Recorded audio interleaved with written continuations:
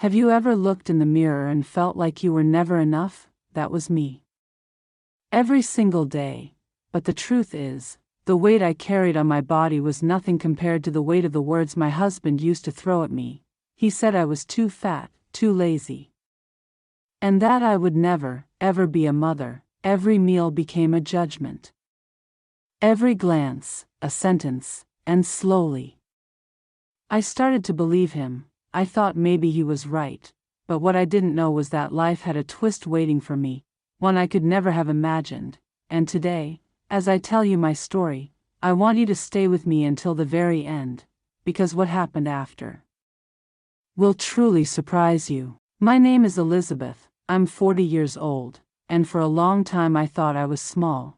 Small for dreams, small for love, small even for my own eyes. Richard, my husband, kept saying I took up too much space, as if I were a mistake. When I looked in the mirror, I saw his words stuck to my skin like labels, and yet, my heart whispered a desire to be a mother. Our house was in a quiet suburb, with matching lawns and fake smiles.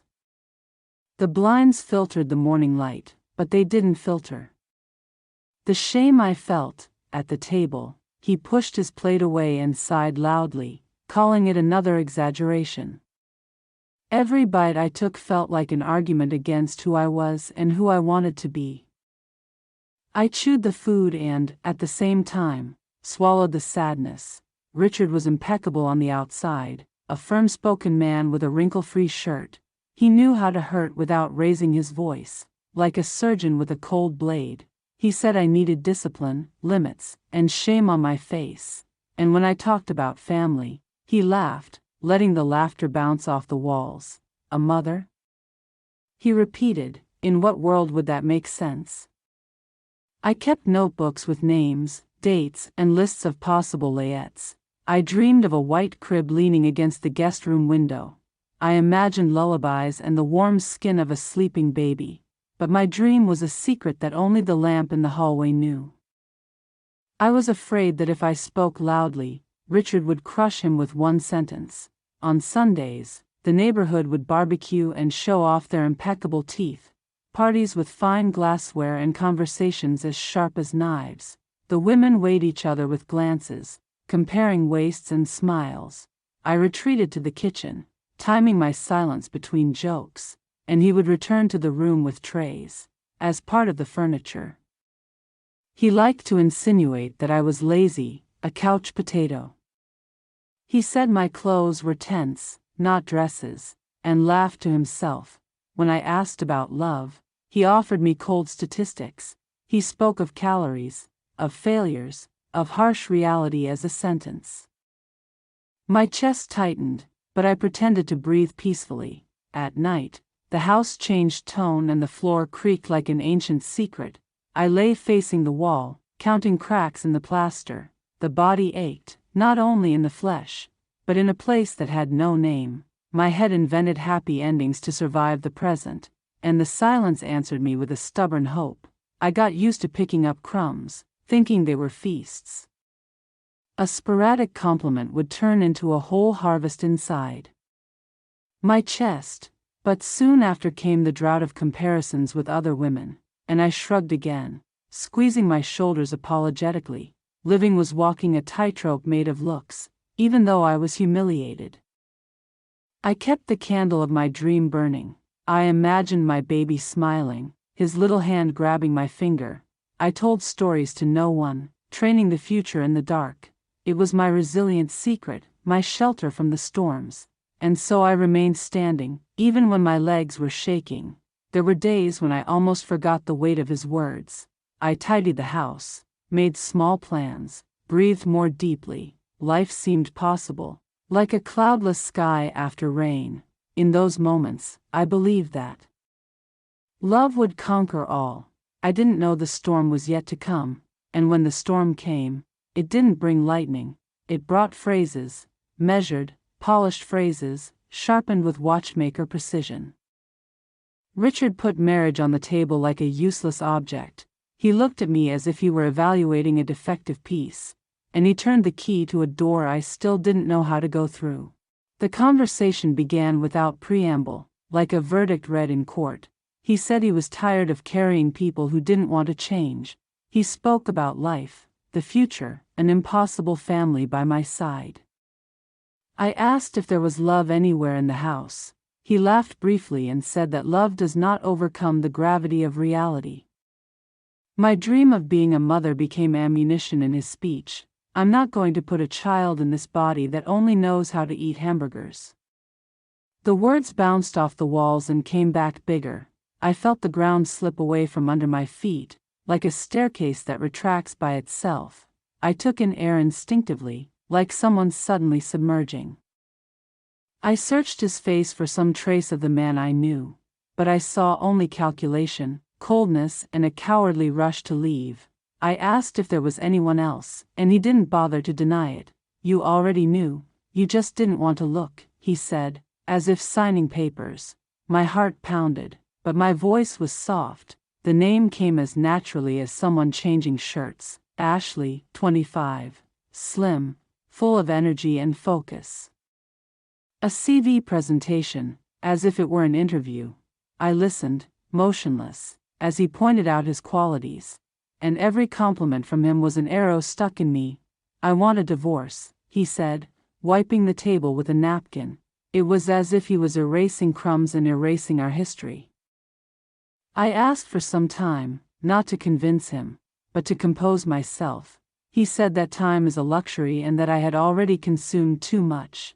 And he stood up, with the impeccable posture of someone who wins.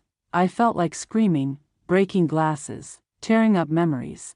But I chose to stand, even though my whole body was shaking. I held onto the back of the chair as if I were holding onto my own life. I looked out the window and saw a patch of sky holding out behind the clouds, something inside me whispered that I would survive that scene. When he left, the house became bigger and quieter. The kitchen clock marked time with mechanical cruelty. I walked through the rooms like someone visiting an empty museum. Each object seemed to ask me what would come next. I had no answers, just counted breaths. The night arrived without asking permission, heavy and cold. I sat on the hallway floor, hugging my knees. I let the tears fall without any order or shame. The crying washed away the dust of the phrases that stuck to me, and, exhausted, I fell asleep in the position of someone protecting themselves. The next morning, light timidly entered through the blinds. I got up with my face swollen, but my feet firmly on the ground. I washed my face, tied my hair, and made the bed carefully. I made coffee as a ritual for those who decide to continue, and I promised myself I would not disappear from myself. I took out an old notebook and wrote a single sentence. I will survive this, and what's more, I will be reborn. The letters came out trembling, but whole, like newborns. I closed the notebook and embraced the silence with a different attitude. The storm had a name, but so did my new beginning. Before going out into the street, I stopped in front of the hallway mirror. I was still the same woman, but my eyes were different. There was a new spark, discreet, stubborn and sincere.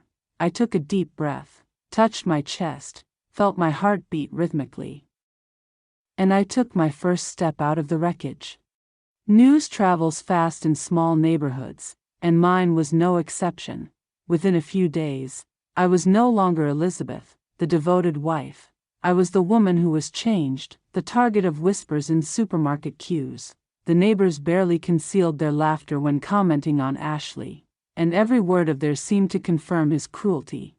I first saw Richard and Ashley at a community party. She wore a short, tight dress, showing off her youthful body. She held onto his arm as if it were a newly won trophy. He smiled with vanity, displaying his new achievement like a medal.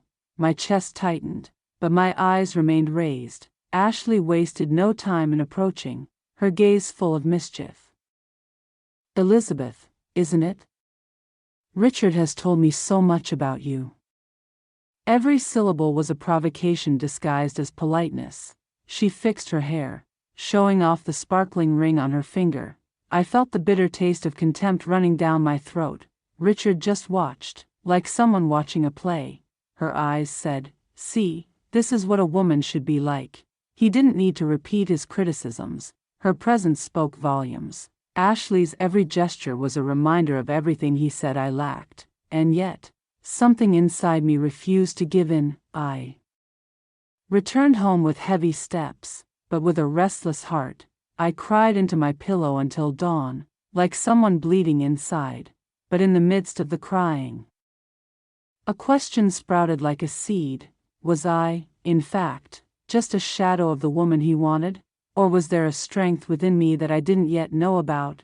In the mirror, I saw my eyes puffy and my skin marked with fatigue. However, I also saw a lit flame, albeit a fragile one. It was the spark of someone who was tired of crawling. For the first time, I thought that maybe the pain was an invitation.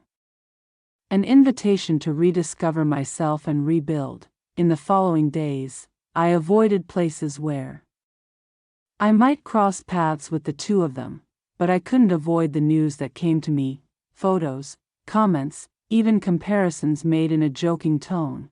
It was impossible to escape the weight of being measured in public.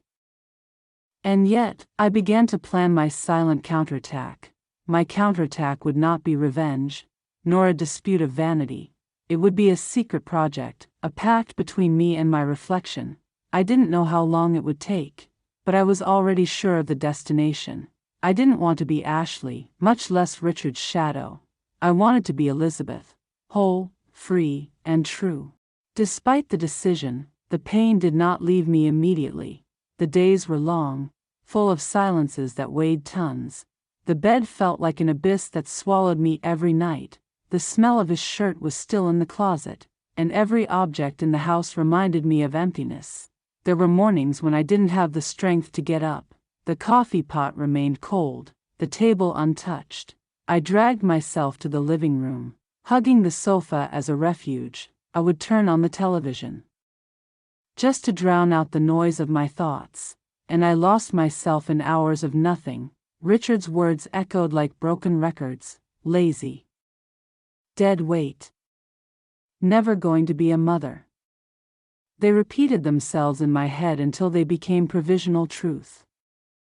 I wondered if it was really worth resisting, and I was afraid I would never get out of that cycle. Sarah's visits were like rays of sunshine in winter. She would arrive unannounced, bringing cake and funny stories.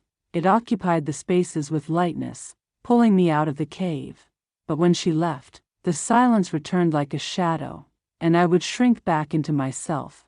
One night I dreamed that I was on an empty stage. The theater seats were crowded with mocking faces. I tried to sing into the microphone, but my voice wouldn't come out. Richard and Ashley were in the front row, laughing loudly. I woke up sweaty, with my heart racing. This dream became a mirror of my state of mind. I was lost between shame and the urge to scream, and every day was a fight against the temptation to give up. But deep down, there was a spark that refused to be extinguished. It was small, but insistent, like a candle lit in the wind. I started writing letters that I never sent. Letters to Richard, to Ashley, to myself.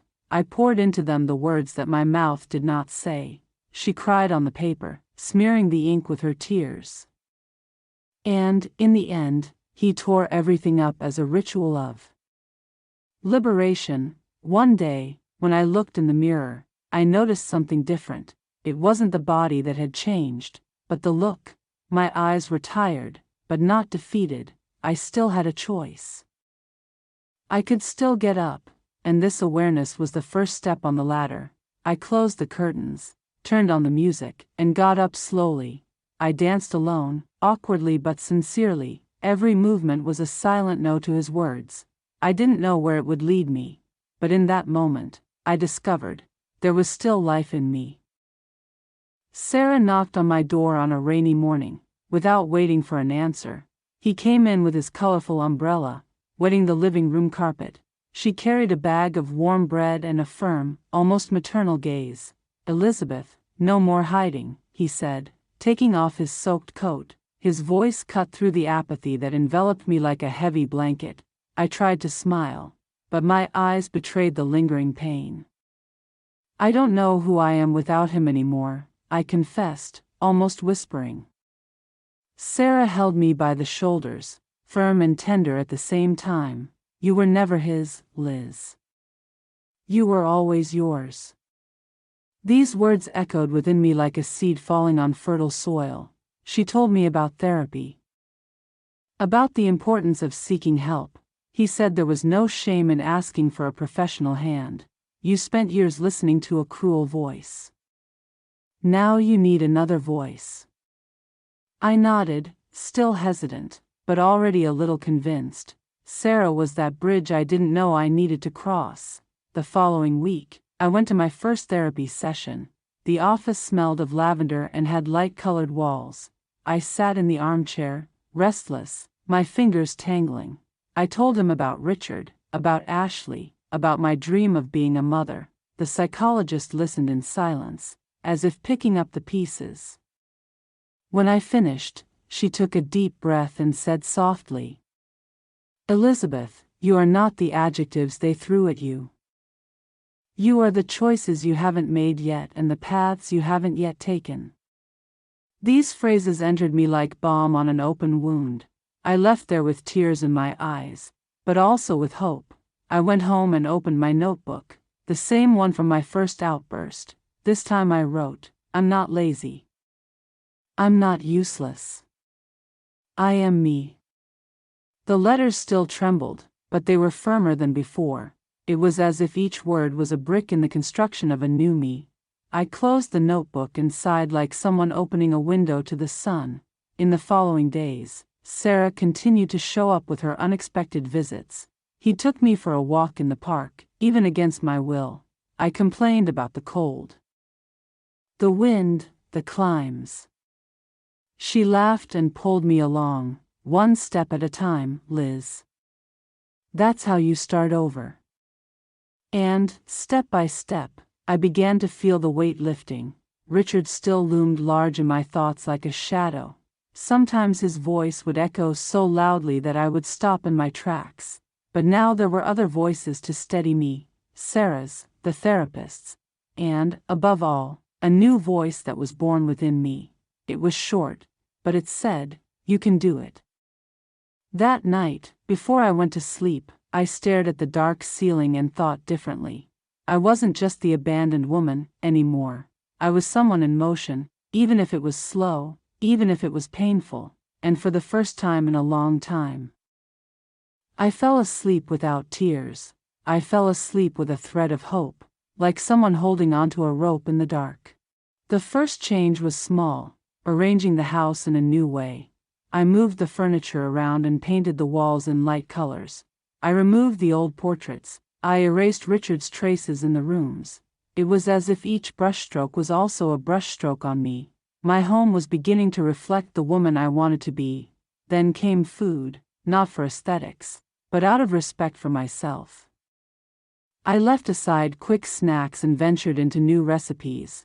Cooking has become an act of self-care, no longer one of guilt. I discovered flavors, spices, and the joy of preparing something just for myself. Every meal was a reminder. I deserved good things. Over time, I gained the courage to return to the neighborhood gym. The smell of iron and sweat still intimidated me, as before, but this time I didn't go to please Richard, or to prove anything to anyone.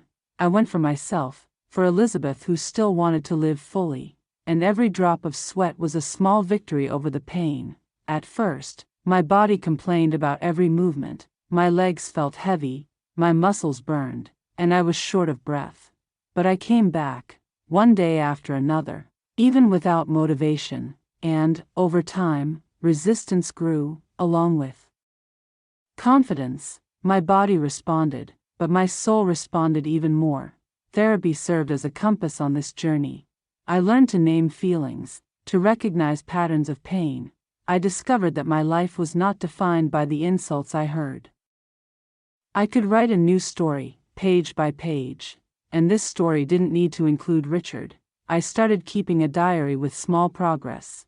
Today I managed to run for 5 minutes. Today I ate without guilt. Today I smiled in the mirror. Each note was a milestone. The diary became a map of invisible achievements. And, when I reread it, I saw that I was no longer the same woman. The eyes of the neighborhood still followed me on the streets, some mocking, some surprised, some just curious. But I no longer walked with my head down like before. I walked upright, with firm, if timid, steps. The judgment of others began to lose importance. On one of these walks, I stopped in front of a clothing display window. On impulse, I went into the store and tried on a blue dress. The mirror reflected a woman I barely recognized. There was a sparkle in his eyes. There was dignity in his smile. I left there with the dress in my bag and a light heart. That night, as I looked in the mirror, I whispered to myself, "You're coming back, Liz." And this time, stronger. The voice was low, but it was not drowned out by the past. It was clear, convinced, like a promise that cannot be broken, and I fell asleep believing that the new beginning was already underway. Mornings stopped being enemies and started being invitations. I woke up earlier, had coffee without rushing, and wore light clothes. The steps in the park were no longer dragging, they were almost dancing. There were days when I would run for a few minutes without noticing the time passing, and in the end, she smiled to herself, celebrating these small victories. The old clothes started to fit again. I took out of a box dresses that I had hidden out of shame. When I looked in the mirror, I saw a different silhouette, but above all, I saw courage. Courage to occupy the space that they always told me wasn't mine. I no longer ran away from the reflection, I sought it. People began to notice the changes, albeit discreet ones. The girl at the bakery complimented my smile, saying it looked more open. The neighbor, always silent, commented on my energy in the park, and Sarah, moved, said, "This is you coming back to yourself, Liz." Every compliment was fuel to keep going. At the gym, I made new friends with women like me, women who carried stories of pain, but also of new beginnings. We chatted between sets of exercises, exchanging confidences and laughter. I discovered that I was not alone, that many were fighting ghosts, and together, we were stronger. The progress diary has become a treasure. There I recorded not only numbers, but also feelings. Today I felt beautiful. Today I was able to forgive a little. Today I didn't cry when I thought about him.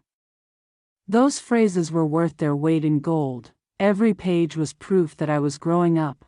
One day I walked to the coffee shop downtown. It was a place I avoided because Richard always criticized me for going there. But now I walked in with my head held high and ordered my favorite cappuccino. The flavor was the same, but the taste was different.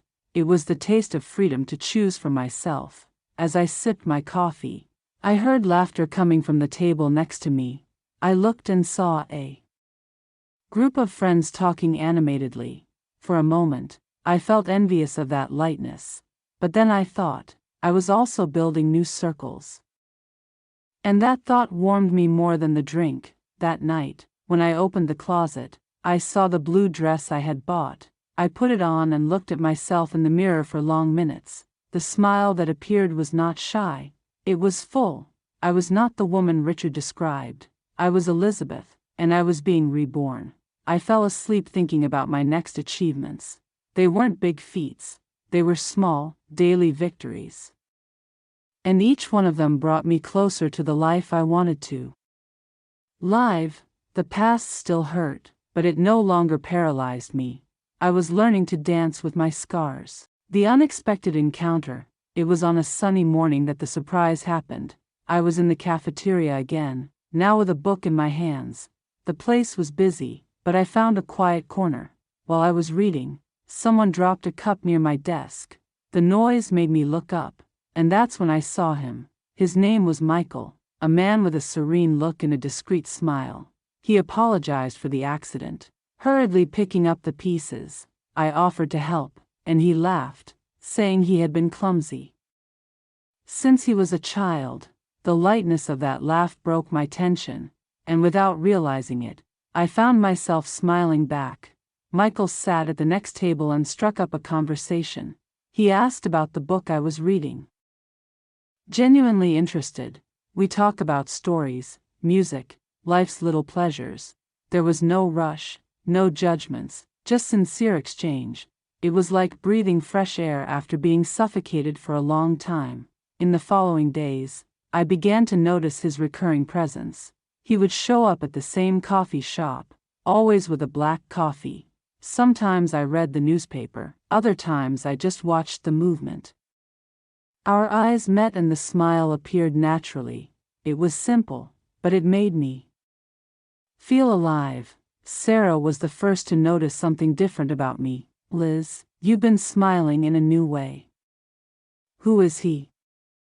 I laughed, embarrassed, and tried to hide it, but she was not fooled and celebrated as if the victory were hers. See?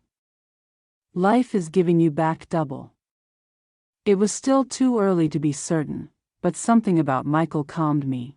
He didn't ask invasive questions, nor did he look at my body in a judgmental way. He treated me as an equal, as someone worthy of attention, and that, for me, was already revolutionary.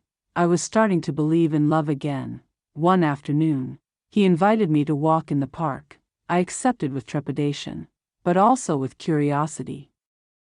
We talked about our childhoods, our losses, our dreams.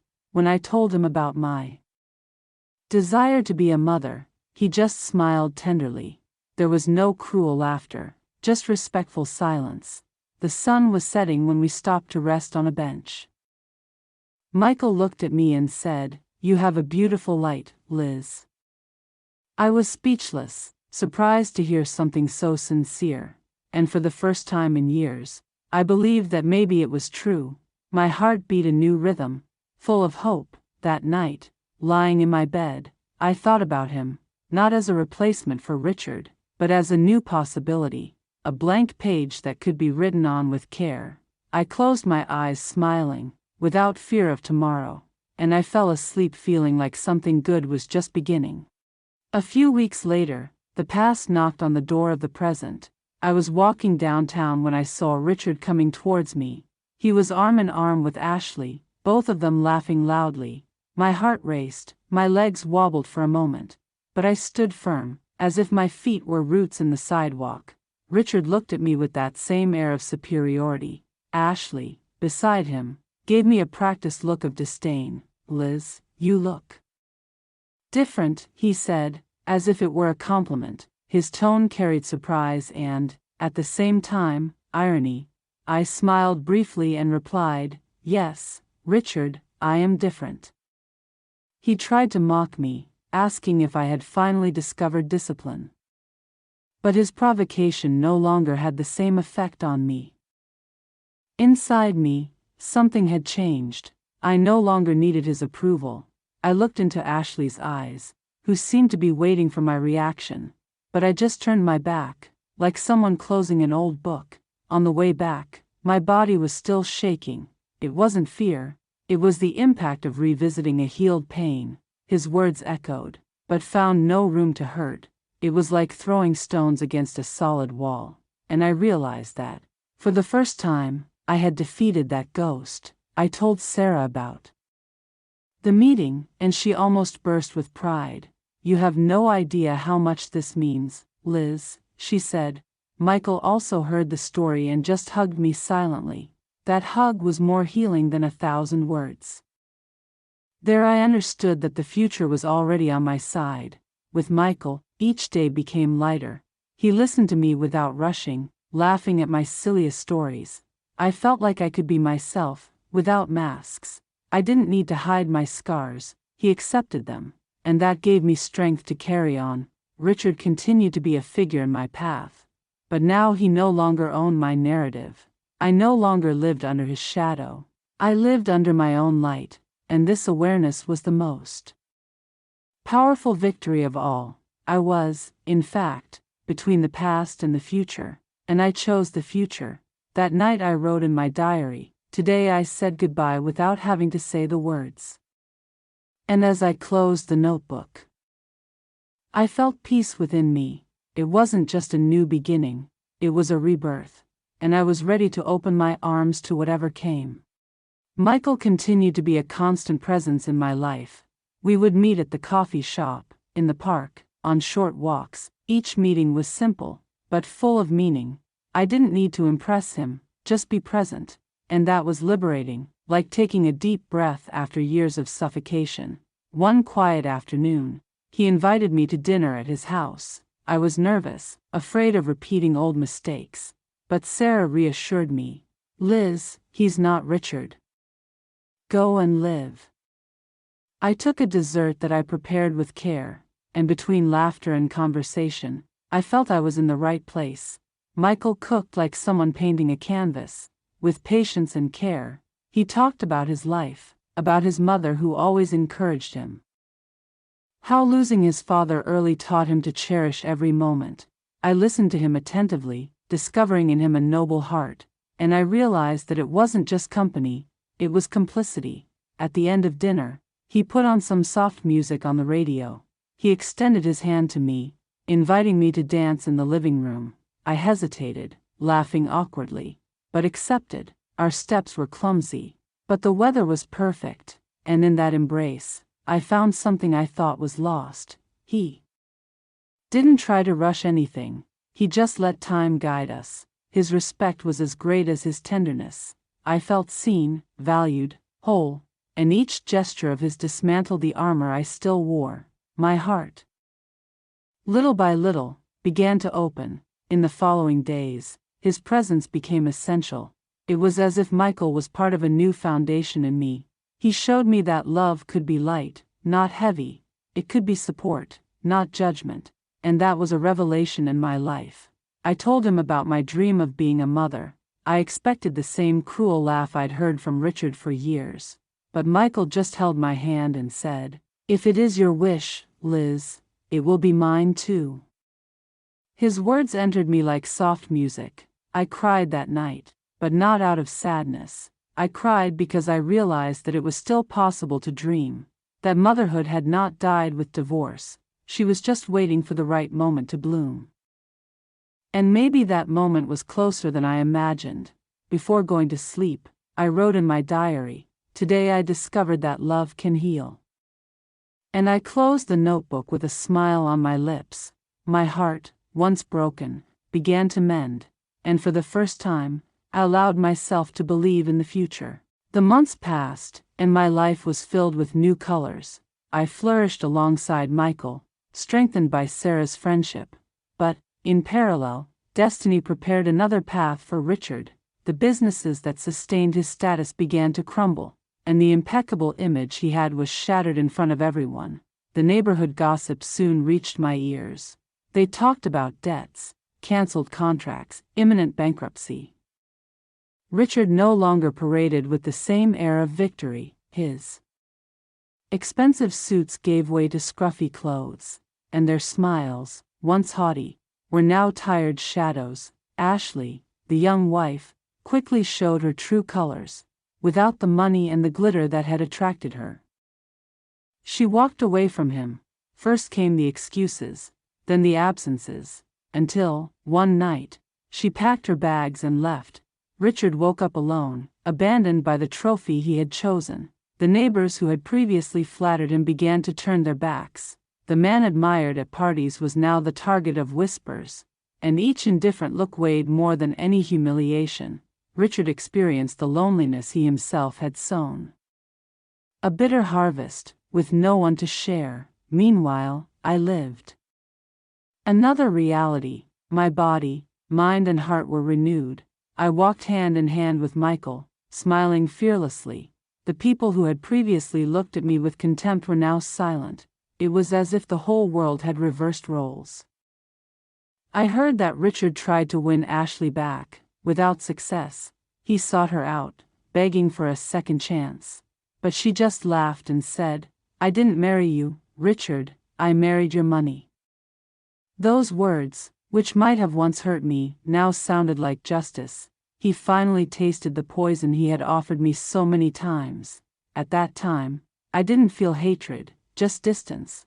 Richard was no longer part of my life. He was just an echo. I didn't wish harm, but I didn't wish to save either. He had made his choices, and now he faced the consequences. And me? I continued on, firmly on my own path. One night Sarah commented, "Liz, look how life gives back." She was right, fate seemed to have taken a turn. But I knew it wasn't just fate, it was choice. I chose to stand up when he wanted to see me fall, and that choice made all the difference. My diary was filled with gratitude on every page, not for Richard's downfall, but for my victory over myself. I no longer lived to prove anything to him. I lived to be who I always dreamed of being, and that was the greatest achievement of my life. The months passed, and my life was filled with new colors.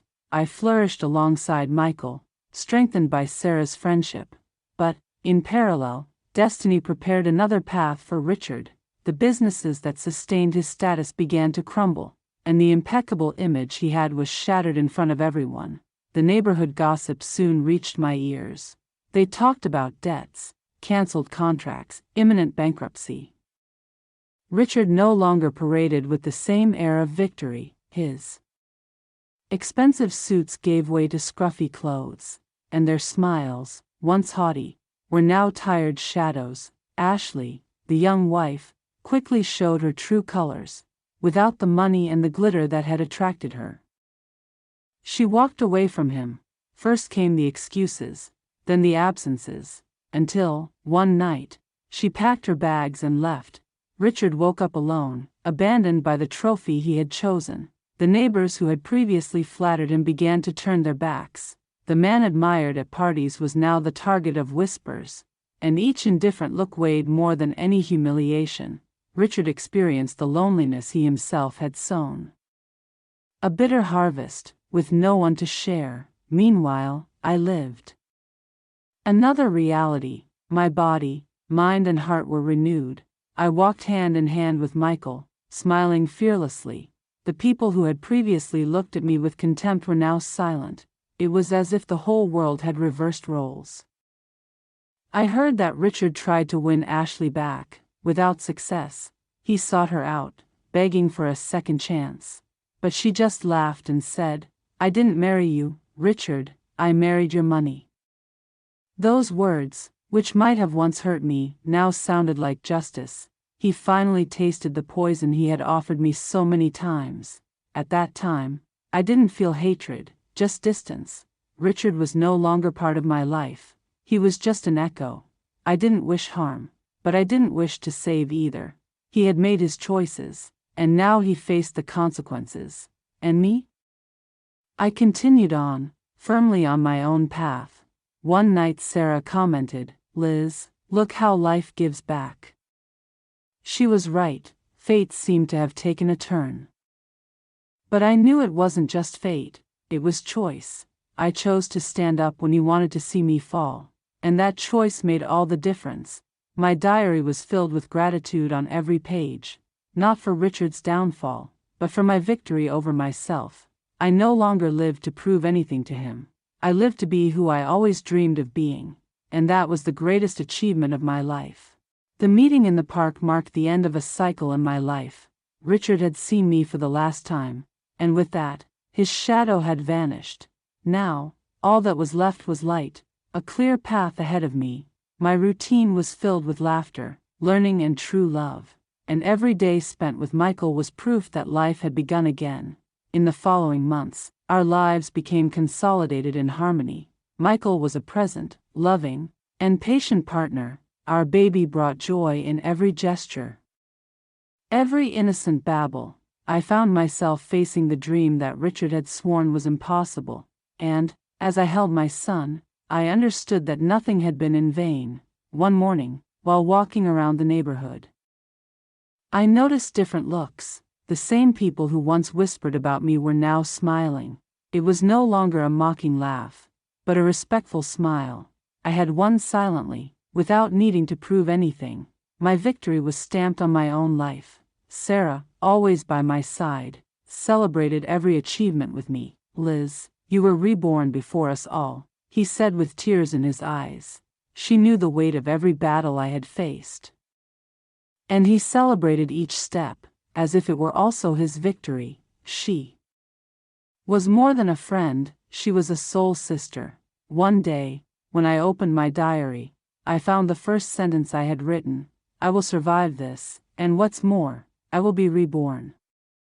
I smiled when I realized I had kept that promise. The following pages were witnesses to my evolution, and the entire notebook, a portrait of the woman I have become. Michael, seeing me so emotional, asked what I was reading. I showed the diary and read a few sentences aloud. He hugged me tightly, with pride and tenderness in his eyes. "You are the strongest woman I have ever known, Liz." Those words echoed in me louder than any past offense. That night was special. I put on the blue dress and lit candles around the house. Michael brought flowers, and we toasted to our story, to new life, to love and to second chances, we said together. And in that glass of wine, we also toast to the future, lying in bed next to him and the baby in the crib. I thought of Richard, not with hate, but with distant compassion. He took a lot from me, but without realizing it, he gave me the push to change, and in the end, it helped me find what I always deserved: a true love, a family, and myself. The meeting in the park marked the end of a cycle in my life. Richard had seen me for the last time, and with that, his shadow had vanished. Now, all that was left was light, a clear path ahead of me. My routine was filled with laughter, learning, and true love, and every day spent with Michael was proof that life had begun again.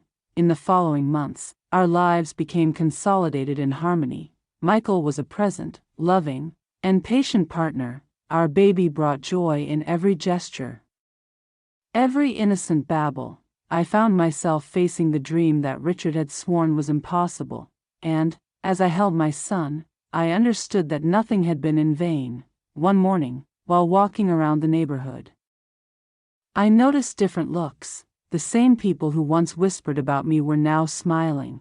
It was no longer a mocking laugh, but a respectful smile. I had won silently, without needing to prove anything. My victory was stamped on my own life. Sarah, always by my side, celebrated every achievement with me. "Liz, you were reborn before us all," he said with tears in his eyes. She knew the weight of every battle I had faced, and he celebrated each step, as if it were also his victory. She was more than a friend, she was a soul sister. One day, when I opened my diary, I found the first sentence I had written: "I will survive this, and what's more, I will be reborn."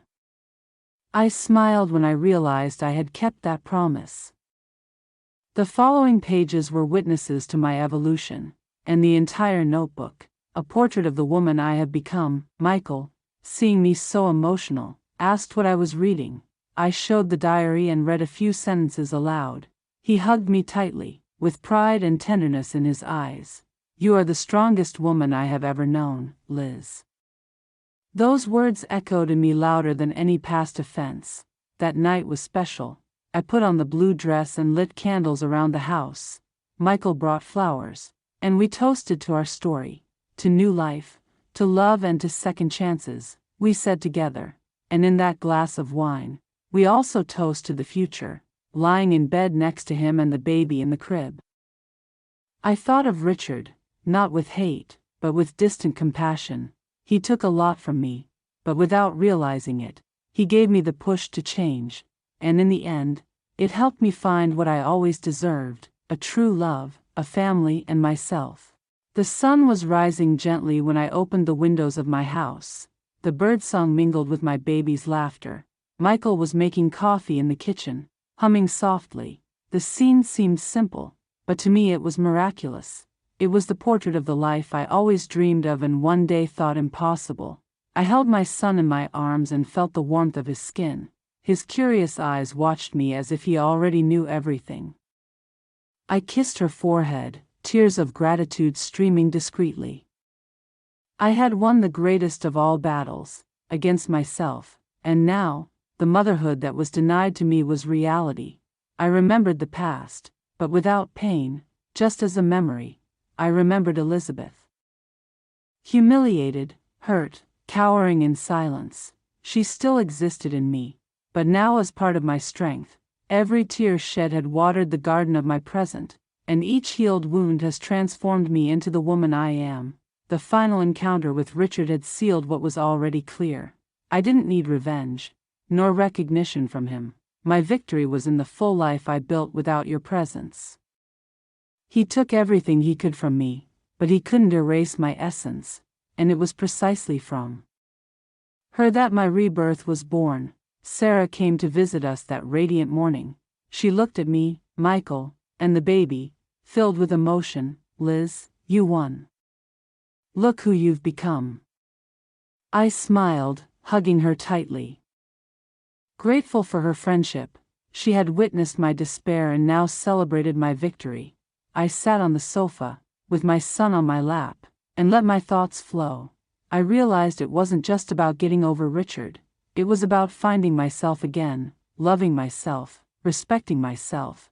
It was about proving to myself that I was enough, and that I would never again accept less than I deserve. Michael came over and hugged me from behind. He whispered in my ear, "You are my strength, Liz." My heart filled with an indescribable warmth.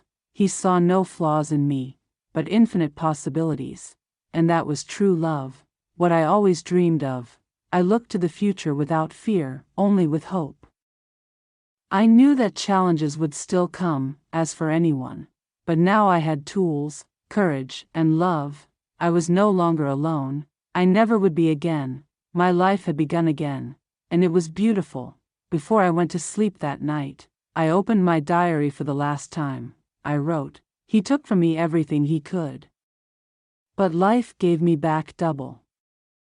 I closed the notebook, as if closing an entire chapter, and I smiled, with a light soul, knowing that I owned my story. I, Elizabeth, won.